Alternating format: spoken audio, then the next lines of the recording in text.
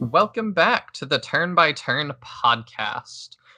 Or welcome if it's your first episode. I'm Alex, and today I'm here with. Daniel, hey everybody.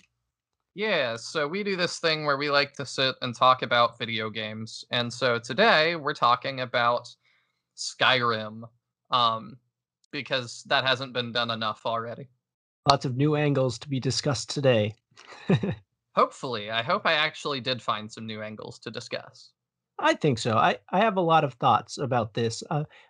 I'll give a little bit of my background is that I've only played this like a handful of times, mostly with friends, but I've done a lot of reading about it because I think it's very interesting as to what it did to gaming, more so than a lot of other games, and especially when it originally came out, I really felt that games turned to be following the Skyrim model a lot more than other games. What do you think about that?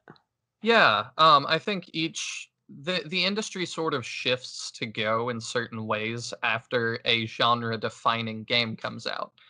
And then we see everybody try and copy that. Like when Minecraft came out, everything became crafting open world survival. When Overwatch came out, everything wanted to be team based shooters.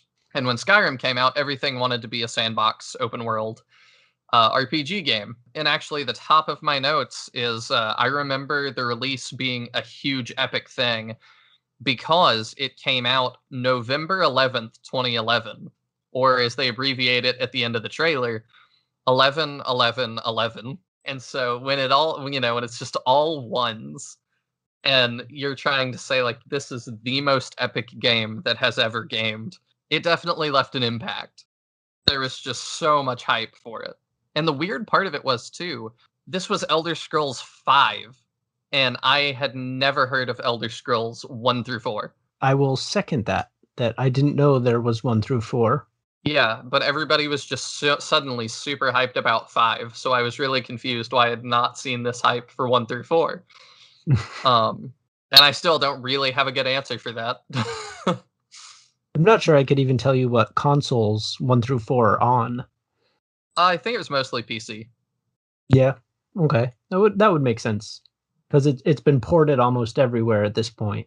Yeah, for sure. But I thought when it was coming out, I was pretty young, so I thought this was going to be the coolest game ever, and I had just gotten a 360. And inevitably, it was not the coolest game ever.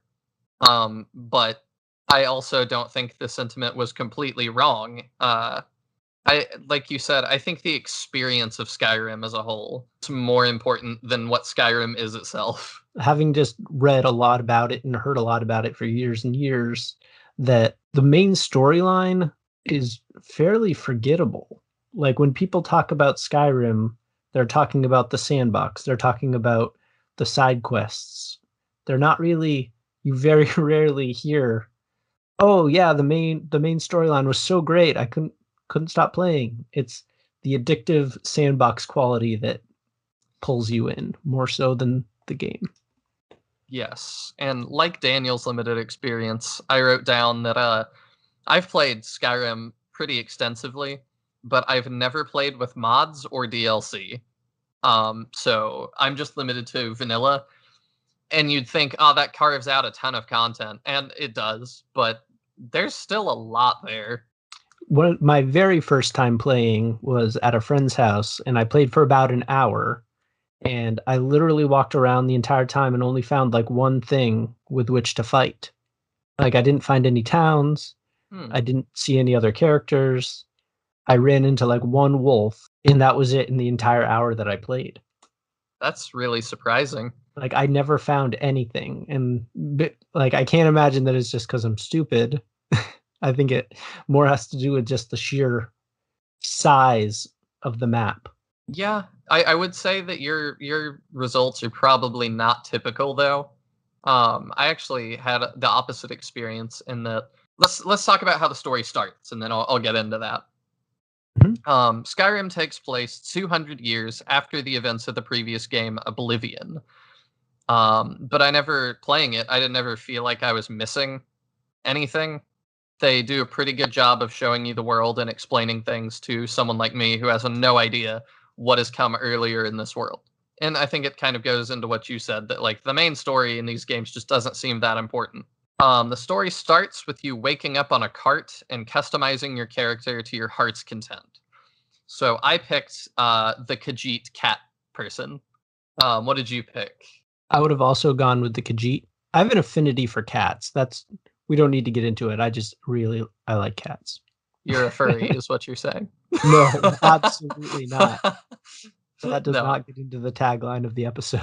I. Yeah, that's the episode title for today. Daniel's a furry, also Skyrim.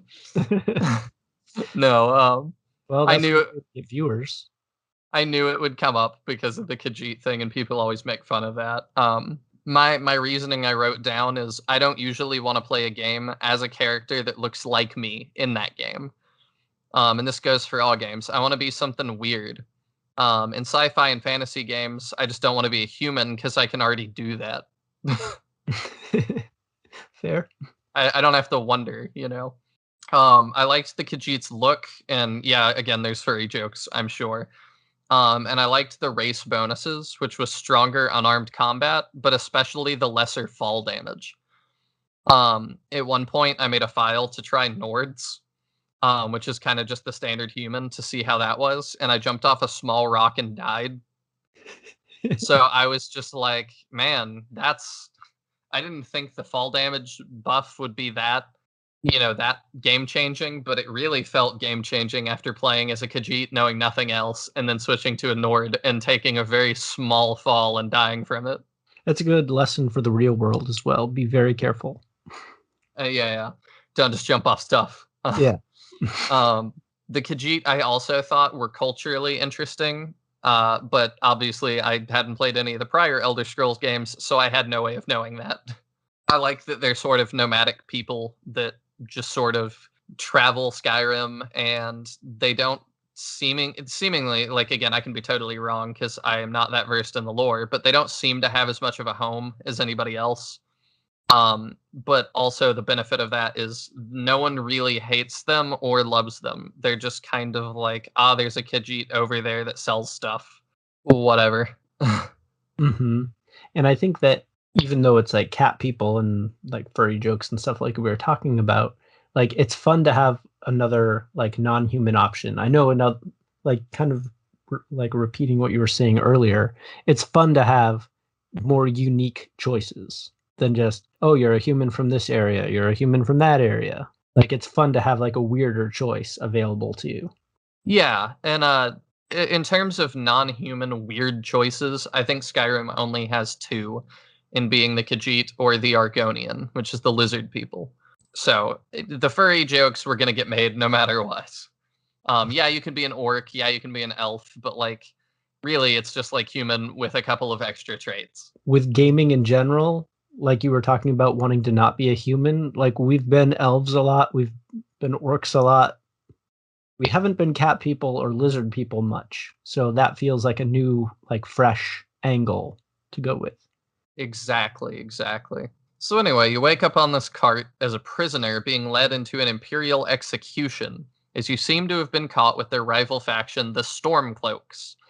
You escape when a dragon attacks, and from there you have nearly unlimited freedom. But if you follow the main quest, you go to the city of Whiterun, fend off a dragon, learn your Dragonborn, or Dovahkiin, as the main theme chants at you over and over and over.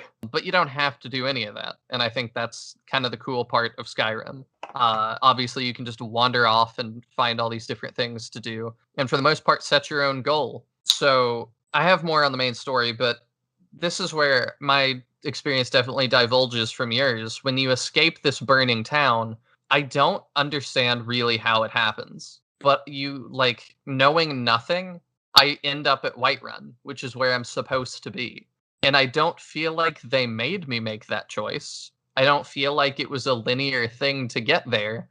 I just sort of kept wandering around and very shortly arrived at Whiterun, even though I could go in any direction. So I'm not sure what the psychology is behind that, letting me make my own choices and still having me show up where you want me to show up. But I thought that was really interesting. And like I said, I really can't explain that. Mm-hmm. Um, But anyway, if you find out you're a dragonborn and you follow that quest line, you go learn from the Greybeards, which is an order of monks that live on a mountaintop, and they teach you to speak the language of dragons, thus harnessing the power of those words, which they call shouts. I'm just kind of summarizing all this for people who haven't played it, or have played just a little bit like Daniel has. The shouts are sort of like extra spells that don't require mana. Anyways, you continue on your quest and meet the Blades, which are an order of dragon hunters. And in my first playthrough, I joined the Blades because they were super cool. I wore the armor and everything. And it's been so many years since my first playthrough, I can't actually remember if they allowed me to officially join. I think they did. Or if that was just an option. But that's part of the roleplay aspect, I think, of the role-playing game. And we debated in an earlier episode if Skyrim was sort of an RPG. For me, it didn't really matter if I was a Blade. I just decided I was, and I was going to work towards their goals, and that's all in my head that I really needed. And it's framed as this epic cause and stuff, and I get where it comes from, but also it's just, I want to genocide all of the dragons and look cool while doing it. There are dragons, they exist, and they need to die. Jeez. Continuing on, you meet Parthenax, a dragon, which was already weird that I'm a Blade and I'm working with this dragon, but I thought I was unique for doing so, of course. And the dragon leads the Greybeards, and he explains to you that an evil dragon named Alduin is coming to destroy the world. Eventually, you have to capture a dragon and take him through a portal to fight Alduin, and after that, you win as much as one can win in Skyrim. And I say win in quotes because credits roll, but it doesn't really end anything. You just keep going. So as far as the actual main quest line, as Daniel said, is it that memorable? In my opinion, no. And I'm sure some Elder Scrolls mega fans are going to be upset about that, but Alduin is shown as this giant dragon that's going to come in the world, and he's just not different enough from the random dragon mobs that spawn and attack you when you're crossing through wilderlands and things. And I don't even think that's just a negative on the developers or the story. I think that the engine that Skyrim is built on couldn't produce a world-ending dragon threat that would feel like that.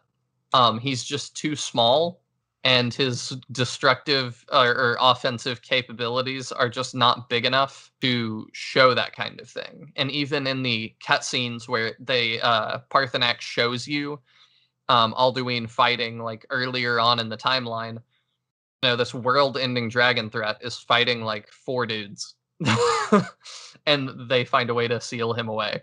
Do you think that had they done a more like modern build like now, that we'd get sort of a more epic dragon fight just because the technology has kind of advanced so much since the original release? I'm going to say no, because Skyrim is really buggy. And B, I can look at what they've done since then and things like Fallout 4 and Fallout 76, as these are newer games, in the same genre, you know, same sort of everything. So it almost feels like Skyrim just with a different skin. Do I feel like those games could produce a world-ending dragon threat? And my answer is still no. I don't know that they need to either, because again, it's just not that important. There's just so much to do. The games are so big that I feel like the level of resources it would take away from everything else to dedicate to just a big boss to do that is like completely outside this engine in a way. I just don't know if it's worth it. I would almost say just forgo the main quest to create more specialized small niche things that not everyone will see, because that's sort of the magic of the whole thing. Yeah, they must have some sort of concept that they're, and I don't mean this in a negative way, that their gimmick isn't their main storyline. It's the fact that you don't necessarily have a main storyline. You're free to play however you'd like to. Yeah, for sure. So I looked it up so I would know more what I'm talking about in exact numbers. There are 273 total quests in Skyrim, and these go from minor things like fetch quests to the major events like the Civil War or changing your character into a vampire. Obviously, you can miss all of these things if you want to, though. With DLC, the quest list apparently rises to 346 quests. Wow, 346, huh? Yes, but some of them you also cannot do in the same playthrough. Like the Civil War one I mentioned, you got to pick a side and then that's your quest line for that playthrough. You can't do the other side. So, I figured we could talk about some of the specific quests for a bit. Good segue, starting with the Civil War. So, Daniel, you told me you did some research on this for the lore stuff. Which side do you back? Oh, it's tough because the vibe I got wasn't super great from either of them. I felt that the Stormcloaks were these like cool, like renegade rebel types, but it also feels like had they gotten what they wanted, really have a plan after that. And maybe that would have been developed later, but the vibe was that cool idea for a rebellion, but sort of leaving people out of it by the end of it, if that makes sense. Yeah, that makes sense. I j- I tend to pull for like the small rebel cause things, but not sure that it's fully developed on their side of things. And then if I'm getting this right, Ulfric didn't seem like that great of a leader or someone you necessarily want in charge of your people. But would you prefer the Jarls, of the Empire? That sort of becomes the question and your comparison. Yeah. I man. Well, what did you choose? Sure, sure. So I wrote down a little bit of what they actually are. So just for those of you who don't know, like I wasn't totally sure. This is all from like Skyrim wiki stuff and Elder Scrolls wiki stuff. So hopefully that's a good source. The Stormcloaks want a free and independent Skyrim, freedom of religion, and lower taxes. They also believe that the Great War, when that was fought, the Empire surrendered and they did not have to. They could have won. So they feel like the Empire was weak because of that. And I am not even going to try to understand a second war in this lore because I don't even have a grasp of this one. The Stormcloaks also have a lot of pride as Nords, which some players interpret as them being racist towards like the Khajiit, towards the Argonians, the Elves, etc. The Imperials want more safety and view those rebelling as chaotic entities that need to be controlled. They also claim to be holding back the Thalmor from invading Skyrim. If we were to get rid of the Empire, that would just lead to a second Great War. And nobody really wants that. So that's another big reason to back the Empire. So in the game, the one that I choose, I'm trying to remember. Okay, here we go. Yeah. I always stumble into being an Imperial. And I don't care too much about the lore of Elder Scrolls. So I didn't know the difference. And I thought the Stormcloaks looked cooler, and they also have a better name. So I would rather be a Stormcloak. But like I said, in the way that I find myself just at Whiterun, when I'm allowed to do whatever, when I don't purposefully go seek out the Stormcloaks, I just find myself with the Empire, and I don't know why that is. It just seems to be that way. And I just didn't get any of that nuance, so I guess I would lean Stormcloaks. I don't, you see, it gets tricky there, but since you're going Imperials, I'll lean Stormcloaks. oh, my official answer is probably Stormcloak. Okay, But I would. I'm just saying my experience playing, because I am not very motivated, I don't feel driven to either cause, really, Mhm. because I don't have a full understanding of the lore. So these people are super bitter about stuff. And there's definitely real world politicky things like that too, that people get really heated about some topics that I just don't fully understand enough to get heated at all. I just kind of stumble my way around and then it is what it is. That's Yeah. very much how I am in this conflict. stick with the ones that look cooler for the sake of that then. Yeah, that's literally what I'm basing it on. And I Um, played when I was younger, that's what I would have done. Like, I played it as an adult, so for sure, for sure. For those who haven't played it or just didn't do that quest line, Ulfric looks a lot cooler to me than the Jarls. The Jarls are more proper Viking-looking dudes. But Ulfric, his name is Ulfric Stormcloak already. He has a cool edge. just to transition a little bit, my favorite weapons are just my favorite weapons because they have cool names. I see. So let me pull up my list here. So my favorite weapon was the Dwarven Black Bow of Fate. One, because it looks like really, really cool, and the second because it has an awesome name. And then my other favorite weapon was Mirak's sword, which is a blade wrapped in roots, almost kind of like Stormbreaker from Avengers Infinity War. And they just have very cool, awesome names, and they look really cool. So those are like my top two weapons. I didn't really have a top weapon. It was just sort of varied on what my playthrough was. But the one I remember the most is the Blade's sword. Like I know that sounds janky to say, but like the dragon slaying swords, they look like kind of katanas. And so I just was running around with this katana, and I thought that was neat. I do have a lot more on the Civil War, though, because this is where some of my research for the episode comes in. Go ahead. So I found a study on this. And it's not a super intensive study, but this man named Joseph Parrish decided he wanted to do a study on people's real world politicky leanings and if they supported the Stormcloaks or the Imperials and why. So he does this big study. And I thought it was really interesting the results he came to. He found that liberals and centrists were more likely to be Imperials, while libertarians and conservatives were more likely to be Stormcloaks.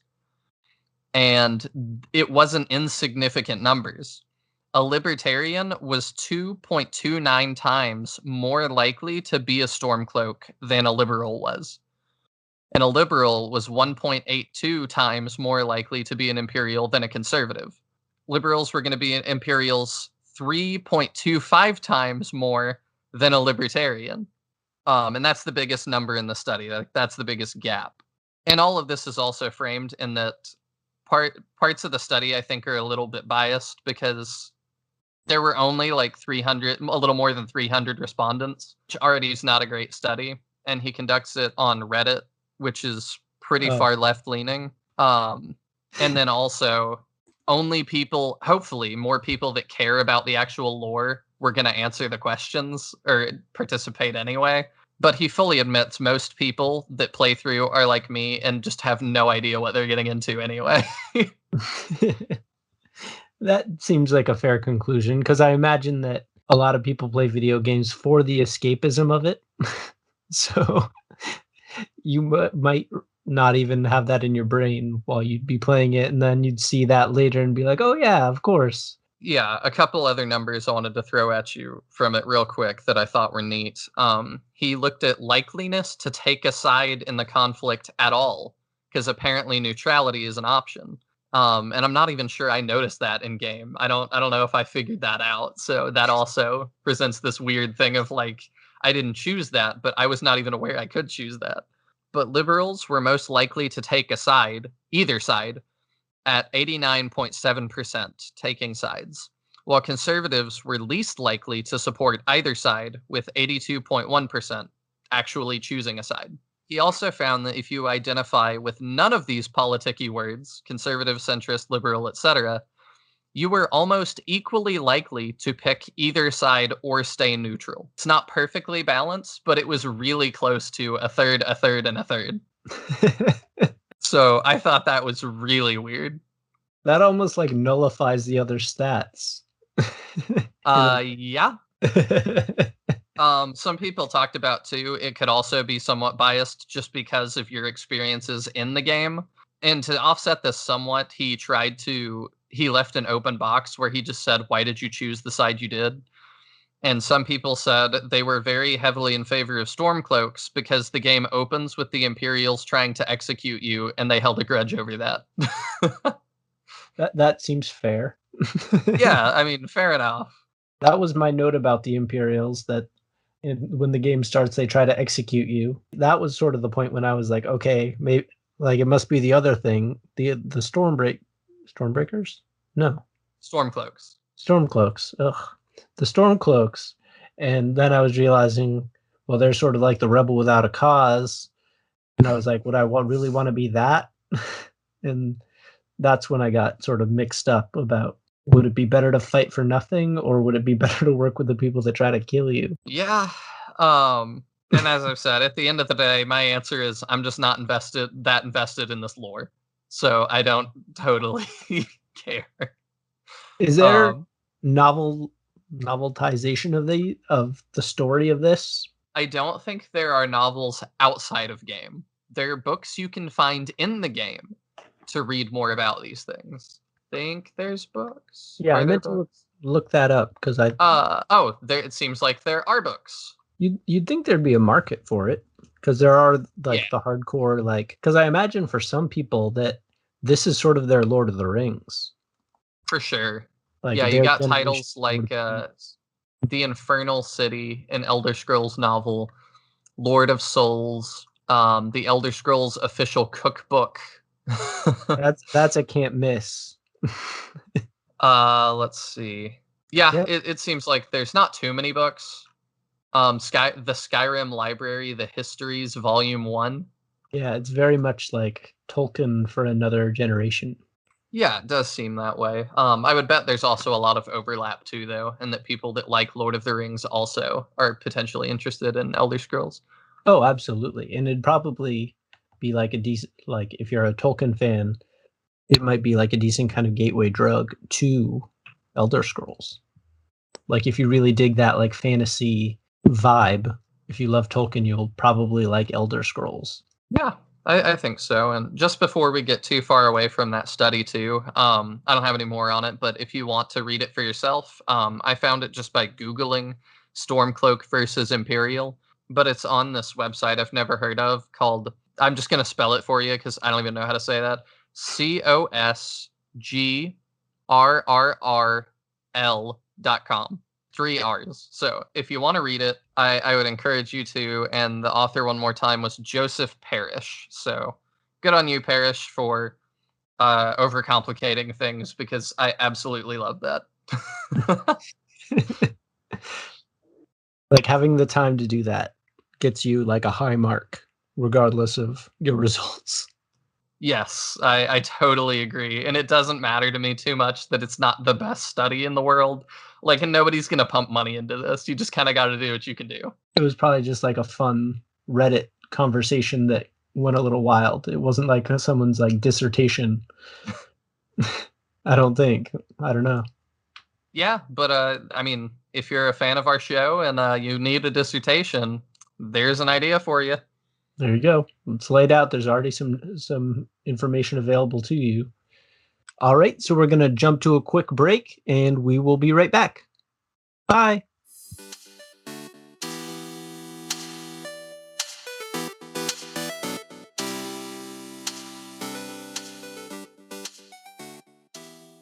Hey, this is TC, And this is Jim from the Studio Demands It podcast, where every episode we take a demand from a hypothetical studio which could be you. and challenge ourselves to conceptualize, pitch, and craft a film based on the stipulations Or the demands we are given. We talk about movies all the time. Particularly, we complain about the choices made in the films we've seen. We're nerds like that. And, of course, like any good nerd does, we automatically assume that we could do better. Even with the demands and restrictions that clearly must have been put on by a production. So head on over to studiodemandsit.com and listen to our previous library of episodes. Our library of previous episodes. Our precious library, Jim. Our library of precious episodes. You're a pirate, Smeagol. Okay. So head on over to studiodemandsit.com to listen to our library of episodes. And submit your demand for a future episode too. So go do that. Okay, bye. Okay, end of ad. Hi there, I'm David. And I'm Kate. And we're the hosts of another Zelda podcast. There are so many good podcasts out there, and some of them in particular concern The Legend of Zelda. That's right, Kate, and we are another one of them. That is actually the name of our show, Another Yes. Zelda Podcast. And in our show in particular, we talk about some of our favorite dungeons, characters, boss battles. We have top 10 lists. Yeah, we do deep dives on game design and production aspects of the different Zelda games. And we talk about our own experiences. We do some review episodes, talk about our challenges, our struggles, and our victories. That's right. Really just almost anything that has to do with Zelda, we like to talk about it. A new episode comes out every other Friday, and you can subscribe to the show on Apple Podcasts, Google Play, and YouTube. And you can also check out our episodes on our website, anotherzeldapodcast.com. That's right. All right, we will see you there. Okay, bye!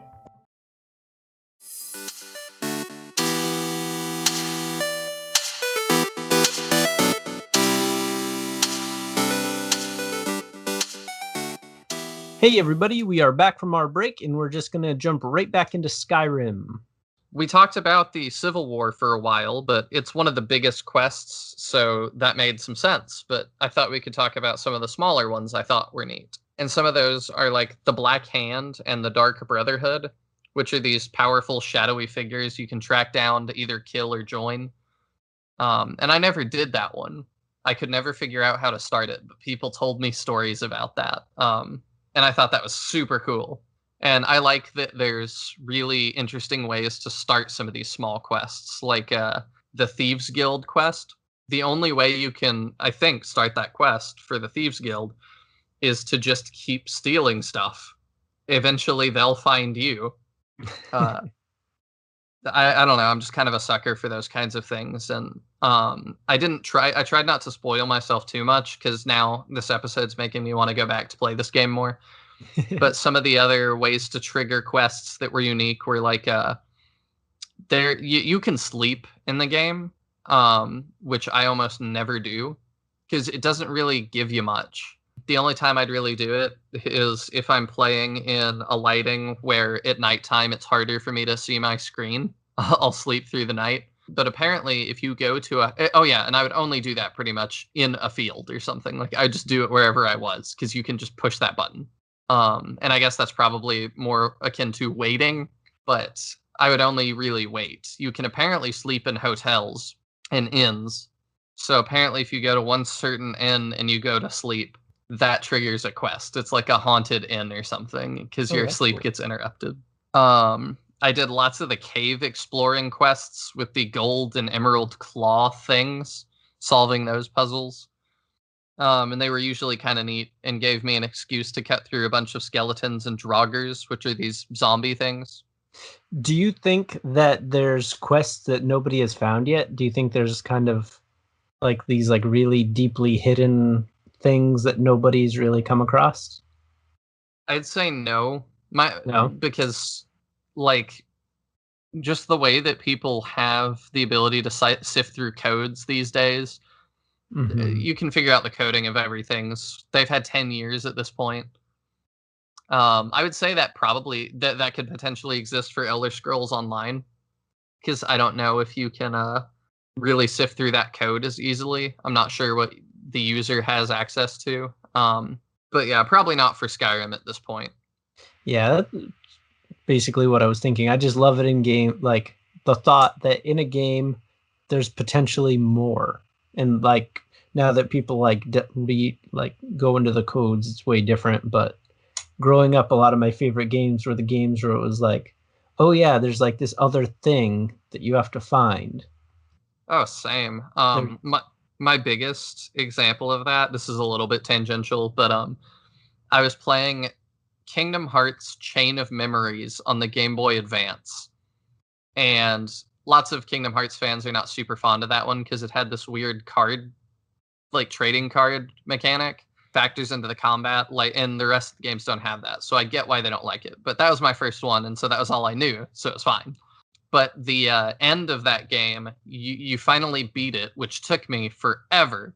And then after the credits roll and stuff, it says you've unlocked something else. And if you go back to the main menu, it says Kingdom Hearts Chain of Memories Reverse Rebirth. And you can, it's an entire like second game that I had no idea was going to be unlocked. And you play as the antagonists, one of them, Riku, and you play his whole story. And it's the entire game, again, from his point of view. So that just absolutely blew me away that could be hidden on that cartridge. And I'd had no idea this entire time. Yeah, love stuff like that. Or at least, like, even the idea that it's possible. Which, again, people checking out the code and being so observant nowadays, they find everything. But I love the idea that it could be there. There could be stuff we missed. Like, I do too. Yeah, there are still some games that have that. Like, I think Myst is one of them. oh that- yeah, Myst is weird. Yeah, the developer has said that people still have not figured out like his final secret in that game. But usually my answer is that I just don't look at things on purpose so Yep. that I can, see it myself later. That's also why with some of these Skyrim quests, I didn't look too deeply because I looked at like a list of the top 10 quests or top 10 coolest quests as voted on by Elder Scrolls people. And I had done like none of them. So Oh, yeah. I was like, all right, I'm just not going to read this. I'm just going to go find it myself later. It's more fun when you organically find it anyway. For sure. To get back to some of the quests, though, too, I did some of the really deep dives into caves, into like I think they're called the Dwemer cities, which are like the Elder Scrolls dwarves. And I think there's some lore bit that like the Dwemer got eradicated or they left Skyrim or something. But it was really weird to me that there was just these dwarven cities I was exploring that didn't have dwarves in them. Like they just were not at all present. And I don't know if I guess I can look this up right now. If the Dwemer actually have been shown. That I'd be curious to know too, because I didn't see any dwarves listed on the, like, reading about the different like cultures and people of the overworld. There were humans, elves, dwarves, or orcs, and then the lizard and the cat people, but I don't remember seeing dwarves having their own. Here we go. Okay. Yeah, the lore, it says, in the year 1E700, during the Battle of Red Mountain, for reasons still debated under circumstances still under investigation, the Dwemer seemingly disappeared. It's still being debated as to who or what caused them to disappear. So I guess that's just part of the lore of the Elder Scrolls, is that they just are not around anymore. The Balrog of Morgoth. Yeah, something like that. That'd be cool. We kind of know what they look like, though, apparently, because there's statues of them. Okay. They look like just underground elves. One thing, and this is a little tangential, so I apologize, but I wasn't a big fan of the art style for the people. The environments are gorgeous, but I felt like all the people sort of looked like they needed baths. And I get that the kind of the vibe is that it's like a rundown sort of medieval world, but it felt like people didn't look quite right. Do you know what I'm talking about at all? I know exactly what you're talking about, and I kind of agree. The art style doesn't really do it for me. Like, it's almost unsettling to look at the people. Yeah, if you think about it too much. There's definitely some people that when I looked at them, I'm like, oh, you're like part orc or part elf. And then talking to them, it's like, oh, no, you're just a regular human. You just look weird. Yeah, like the faces in particular. Speaking of the people, I decided I wrote down another group I worked with on another playthrough. In Whiterun, you can find the Companions, which is a leaderless warriors guild that I did not even notice in my first playthrough. And the cool thing with them is you do all these side questy things, and eventually they trust you enough to let you join, but they share their secret with you. And that's that all of the Companions are werewolves, and to join, you must also be infected with lycanthropy and become a werewolf. Totally worth it. Yeah, that's what I thought. If you're a Khajiit, it might not be worth it. I think I was, because again, I couldn't give up that extra fall damage thing. Yep. And this also brings you into their war against the Silver Hand, which is like werewolf hunters. But that's a whole other lore thing I don't want to get into. I did look, though. I was like, can you join the Silver Hand and hunt werewolves if you want? And the answer is no. Really? Yeah. You can also become a vampire, as I mentioned earlier, but I never actually did that one. I looked it up and was tempted to, because you get cool perks like full resistance to poison, disease, and frost attacks. But you're super weak to fire. You also get a bunch of cool vampire spells. But the big downside for me that convinced me not to do it was sunlight. Health, mana, and stamina do not regenerate while in sunlight, and all of those stats are also debuffed. Oh, really? Yeah, it's like a really big, like, they want you to play this as a real vampire that does not go out during the day. Because, man, are you really disincentivized to do that. But to me, that was just, like I said, I barely ever slept in the game. So it was just so micromanagey to me that was just way too much work to be worth it. Oh, yeah. So I tried looking up companions, because that's another big aspect to Elder Scrolls for some people. And that was really difficult, because if you'll recall 2 seconds ago when I said I joined the companions, which is the werewolf people, so I didn't realize that your companions in Skyrim are called followers, because you can't call them companions because we have a faction called the Companions. I really didn't, I'm just going to be totally transparent. I didn't really use followers.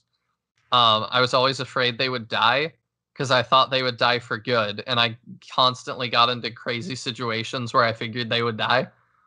So I was just like, I'm not going to get attached, not going to have the heartbreak of losing them. Sort of like when your Fire Emblem characters are gone forever. I didn't want to deal with that. Mm-hmm. And it turns out that's not totally the case. If an enemy kills them, in most instances, they just go down. But if you friendly fire kill them, then they die for good, and there is no way to ever bring them back. And my thoughts on that was Skyrim is just such a buggy game. They're just going to die. The AI is not very good.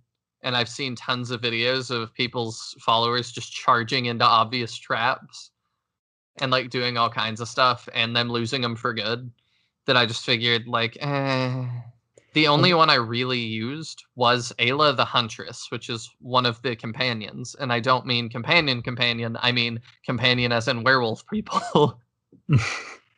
Because she seemed pretty cool. And I liked hunting in a werewolf pack, right? What were you going to say? Oh, I was just something that you should definitely check out are Skyrim memes. There's really funny ones, and there's one about companions that the first panel is the companion saying, "I'm here to help you," and then the next panel is, "Then why are you causing me all these problems?" Yeah. And I think that sounds like a decent summary of what your companion can do for you. For sure. You can also marry them, apparently, which was an aspect I didn't know about until I was researching for this video. I thought you could marry Lydia, because I'd had people tell me they married Lydia, which is one of the main companions people go with. But I thought that they were just sort of headcanoning that. I didn't realize that they meant for real. I don't know what that changes or if that gives you any benefits, but I guess you can do that. And looking at the full list of companions, there is way more than I realized. My initial thought was that it was just Lydia is the main one, and then there's a couple of others.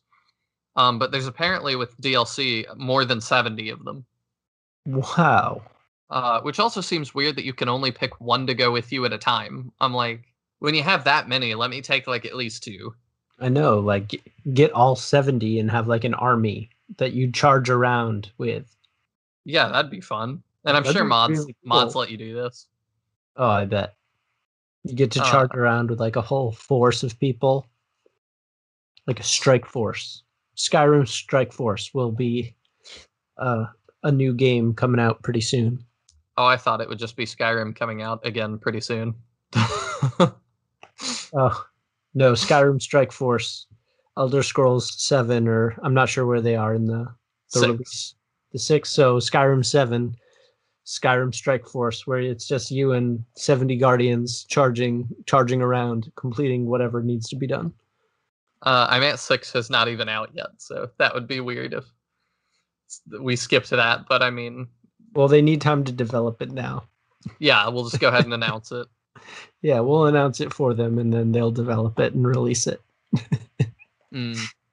Devolver, another quick segue. I love Devolver Digital. They make games like Hotline Miami and a bunch of other really niche sort of, or more niche sort of aesthetic-y games, I guess. Meaning games with like a really interesting art style or aesthetic.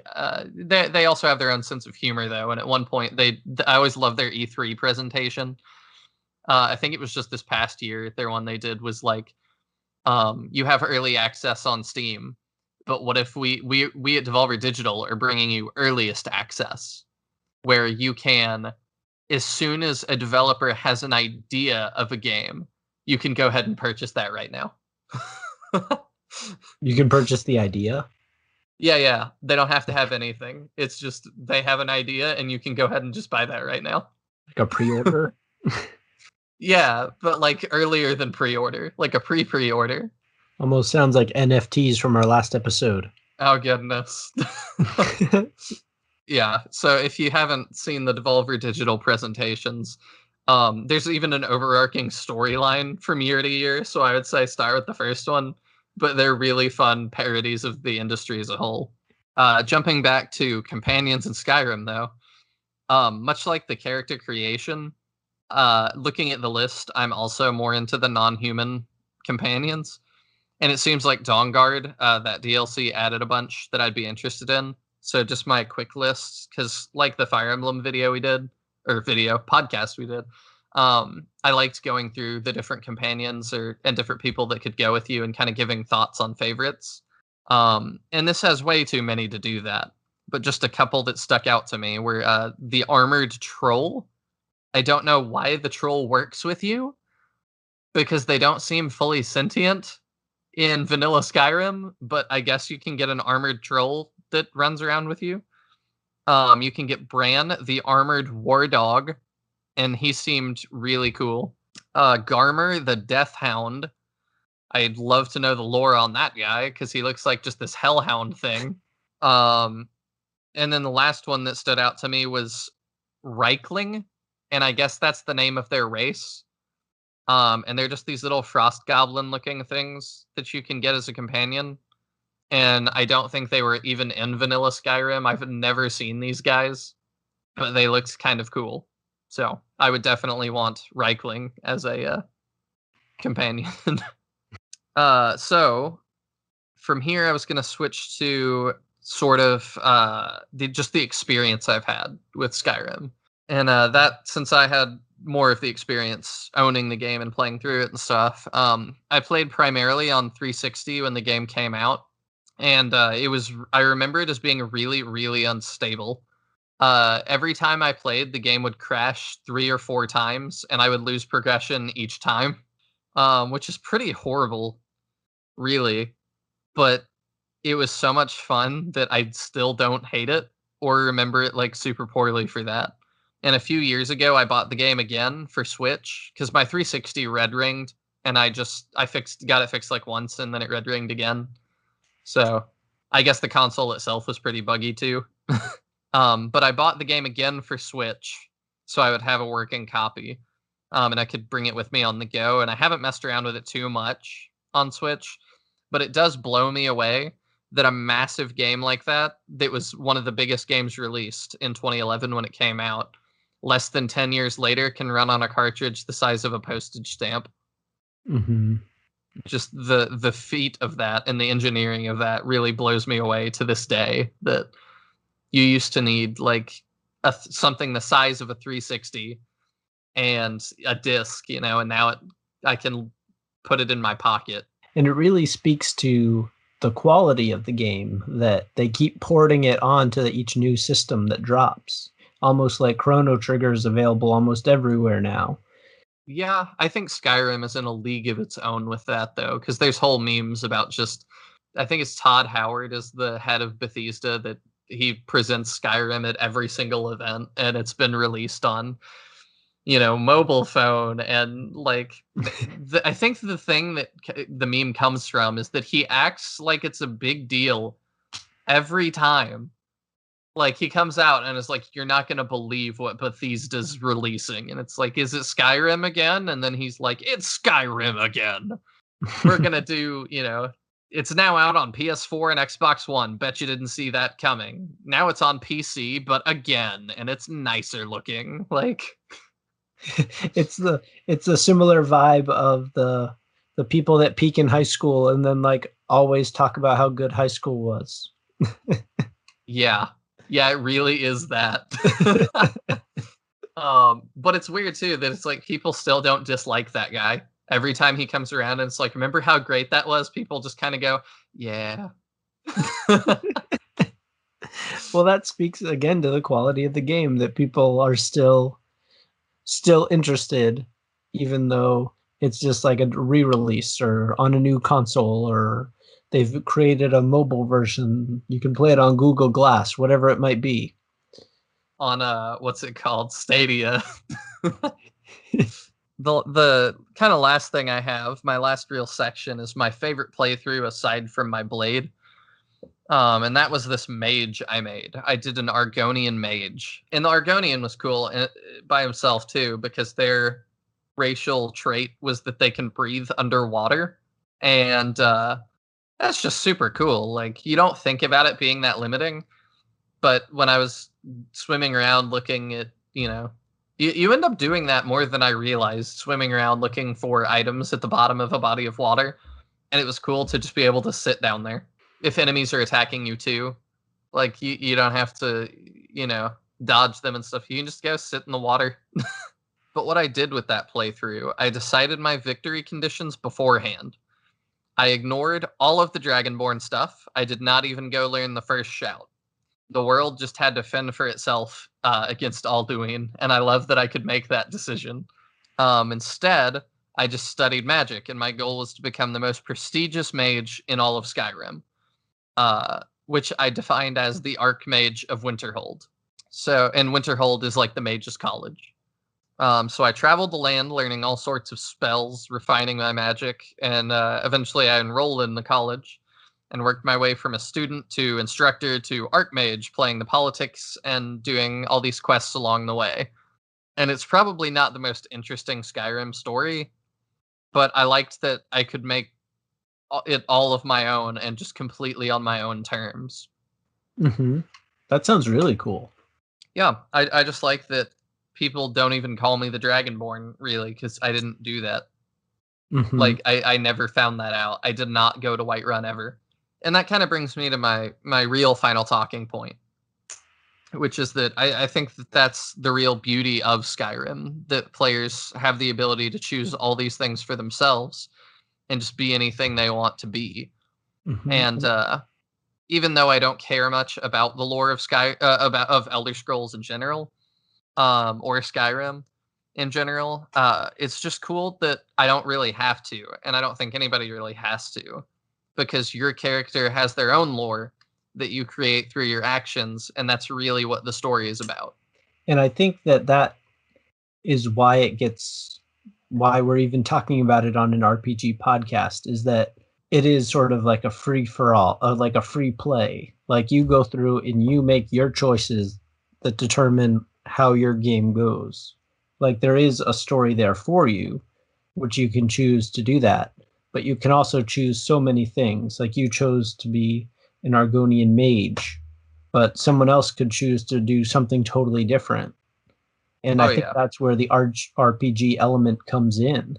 I've seen some weird, real questionable choices to me too, that are like, I want to be the best tanner in the land. I work with leather, and that's it. I want to sell my wares for a bunch of money and buy a big house and marry the prettiest companion, whoever that is. And that is my victory. Well, whatever helps you feel accomplished. Yeah. I mean, I can't knock it. I'm sure there's people that really cling to the cooking part of it and are like the master chef. I totally forgot about that aspect. And I'm sure that there's like people that have like mastered the cooking in the game and have bought the cookbook and are like feasting on Skyrim meals right now. Yeah, the what are they called? Horker things, the walrus-looking things. I always wondered what those tasted like because the meat was so present and looked so interesting. Well, now you know where the cookbook is. It's time to make it. Yeah, I don't know if my local zoo would like me showing up and taking a walrus, but maybe the cookbook wouldn't count that. If I'm on the next episode by myself, you'll know that Alex has been arrested. Yeah, if you want to find me, just Google walrus cook or man kills walrus to cook or something. I don't know. I'm curious if that actually returns any results. I know, right? Nope. Apparently, it's just a bunch of people getting killed by walruses. Oh my word. I'm sorry if your family member died from a walrus attack. I'm sorry, Yeah, but you are among a very small club, I would think. I would hope so. I never got the vibe that they were overly violent towards Yeah. humans. But Hippos are though, apparently. So maybe this is an entire subsection of people that I don't know about. all right, well, if you want our podcast thoughts on that, stay tuned, and we'll see if we can get an extra episode on that. All right. Anything else on your mind before we wrap up? Not really in terms of the Elder Scrolls. I'm interested in Elder Scrolls 6. I know I said I didn't care too much about the lore. And I'm not like sitting on the edge of my seat, can't wait to play Elder Scrolls 6. But when it comes out, I'll definitely check it out. And I do think too that it's gonna be disappointing just on the outset because Skyrim set such a high bar in terms of what it was. Like it defined that aspect of gaming culture for so long that if Elder Scrolls 6 doesn't do the same thing, I think people are going to view it as like a failure. And I'm just accepting already that, and maybe it's easier, like I said, because I'm not very invested, that it's not going to do that and it's not going to bother me. But I definitely think people will be expecting something similar. I can understand that. Well, if we have an Elder Scrolls 6 come out, maybe we'll even do an episode on it. So if you want to follow along with us on our journey of talking about RPGs, you can follow us at the Turn by Turn podcast on Instagram, Facebook. I think we're at Turn by Turn Pod on Twitter. We just got our Twitter up and going, so give us a follow there. Send us all your comments and thoughts on Skyrim, and we hope to talk to you again soon. See you guys next time. Bye, everybody.